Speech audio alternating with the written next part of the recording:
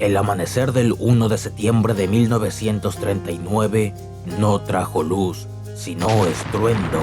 Bajo cielos grises y campos aún húmedos por el rocío, más de 1 millón de soldados alemanes cruzaron la frontera polaca como una sombra que se extendía sin aviso.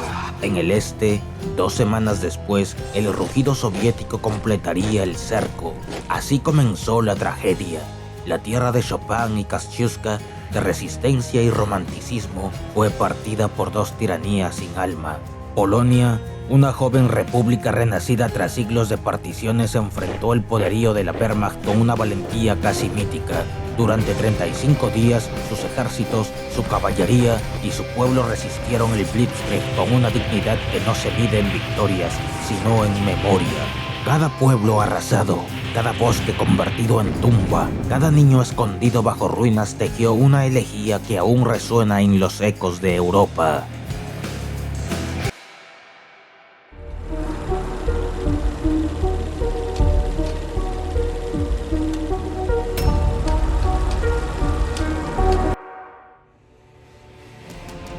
La invasión de Polonia no fue solo el inicio de la Segunda Guerra Mundial, fue el primer acto de una ópera trágica donde traición, genocidio y heroísmo se entrelazaron. Polonia cayó, pero no se rindió. Su espíritu, como un animal herido, siguió volando entre las ruinas esperando el día en que el mundo recordara que la libertad, aunque aplastada, nunca muere. Tras más de un siglo de particiones entre Rusia, Prusia y Austria, Polonia recuperó su independencia como la Segunda República. El Tratado de Versalles confirmó su soberanía y le otorgó territorios que antes pertenecían a Alemania, como el corredor de Danzig, lo que despertó resentimiento en Berlín. Desde que Hitler asumió el poder en 1933, buscó revertir el tratado y expandir el Lebensraum, el espacio vital, hacia el este, exigiendo la anexión de Danzig y la construcción de una autopista que conectara Prusia Oriental con el resto del Reich. Pero Polonia se negó. Hitler intensificó las amenazas y la propaganda, preparando el terreno para justificar la invasión con una respuesta defensiva. Para lograrlo, necesitaba la garantía de que la Unión Soviética no intervendría. Así nació el Pacto Ribbentrop-Molotov. Este acuerdo buscaba la cooperación y la no agresión mutua. Alemania quería evitar una guerra en 2 frentes y disponer del tiempo necesario para enfrentarse luego a Francia y Reino Unido. La Unión Soviética, por su parte, pretendía ganar tiempo para reforzar el Ejército Rojo. Desconfiaba de las democracias occidentales y buscaba ampliar su influencia sin oposición alemana. Con el pacto asegurado, solo faltaba una excusa: el incidente de Gleiwitz, ideado por la SS bajo las órdenes de Reinhard Heydrich, enmarcado en la directiva Fall-Weiss el 3 de abril de 1939, que especificaba cómo resolver el problema polaco para siempre. El 31 de agosto de 1939, en la víspera de la invasión, agentes alemanes disfrazados con uniformes polacos irrumpieron en la emisora alemana de Gleiwitz y transmitieron un mensaje incitando a la rebelión contra Alemania. Para fabricar pruebas, secuestraron a Franz Honjock, un ciudadano alemán simpatizante de Polonia. Lo drogaron, vistieron con uniforme polaco y asesinaron allí mismo. Este montaje fue presentado como evidencia de agresión polaca y al día siguiente, el 1 de septiembre, Alemania invadió Polonia. Aunque la propaganda nazi intentó justificar la agresión, ni Francia ni Reino Unido la aceptaron. La ofensiva comenzó antes de cualquier anuncio oficial, buscando desorientar a la opinión pública internacional. 3 grupos de ejército participaron. El Ejército del Oeste, comandado por Gerd von Rundstedt, que penetró por Silesia y Pomerania. El Ejército del Norte, bajo Fedor von Bock, que avanzó hacia Varsovia. Y el Ejército del Sur, con apoyo eslovaco, destinado a cortar la ruta hacia Rumanía. Por primera vez, Alemania empleó la táctica del Blitzkrieg, basada en la coordinación de tanques, aviación y artillería para desorganizar al enemigo antes del combate directo. Un ataque relámpago.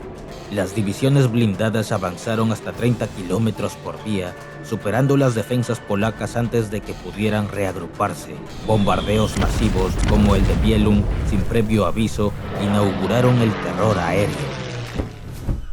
El 17 de septiembre, sin declaración formal de guerra y bajo el pretexto de proteger a las minorías ucranianas y bielorrusas, tras el colapso del gobierno polaco, la Unión Soviética invadió desde el este, abriendo dos frentes, el frente bielorruso al norte y el frente ucraniano al sur.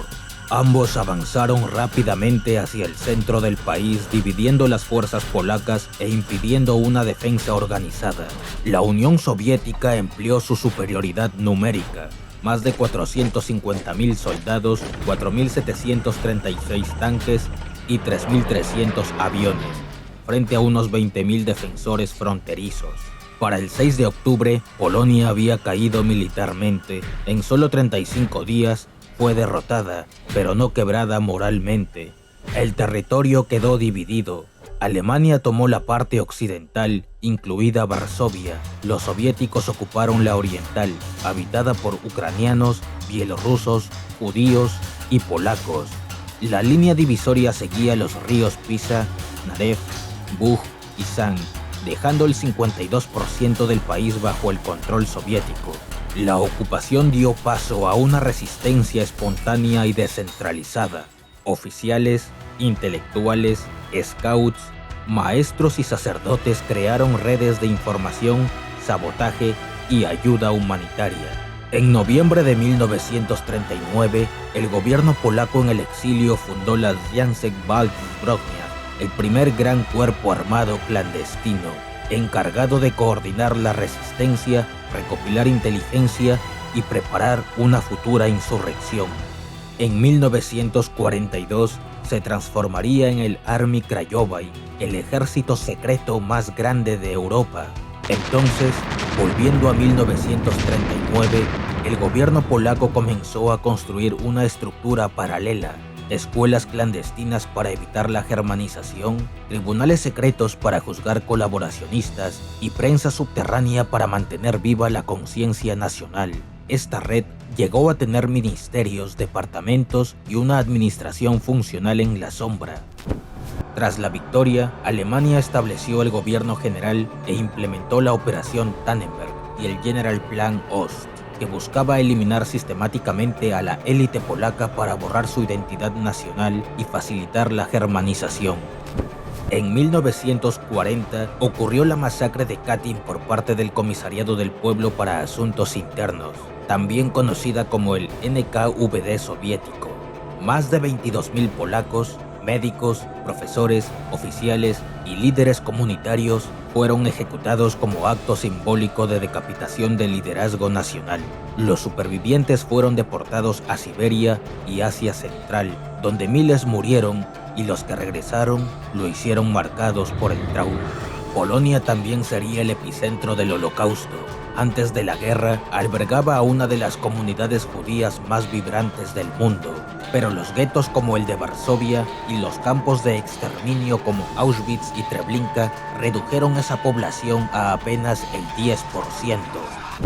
Los acontecimientos en Polonia activaron alianzas y tratados defensivos que arrastraron a múltiples países al conflicto, como la garantía de independencia otorgada por Francia y Reino Unido, transformando una invasión regional en una guerra mundial. Así se apagó una vez más la luz de Polonia, pero no su chispa. En apenas 35 días, su suelo fue dividido, sus ciudades reducidas a escombros y su pueblo arrojado al abismo de dos tiranías. Sin embargo, la derrota no fue silencio, fue semilla. De la ceniza surgió una resistencia que no se medía en batallas ganadas, sino en la obstinación de vivir, de enseñar en secreto, de luchar sin uniforme, de recordar cuando otros querían borrar. Mientras Europa se sumía en la oscuridad, Polonia se convirtió en cicatriz y faro, cicatriz de un mundo que permitió la traición de pactos y la indiferencia de potencias, y faro porque demostró que, aun cuando la tierra es tomada y la bandera arrancada, la nación puede seguir respirando en la memoria, en la voz y en la sangre de su gente. La Segunda Guerra Mundial había comenzado, pero la primera lección ya estaba escrita. La libertad puede ser ocupada, pero jamás conquistada del todo. Bueno, has llegado al final. No olvides apoyarnos con tu like y suscribiéndote a nuestro canal. Todo inició cuando el tiempo fue uno solo y los ecos del mundo quedaron cautivos en esta bitácora del infinito.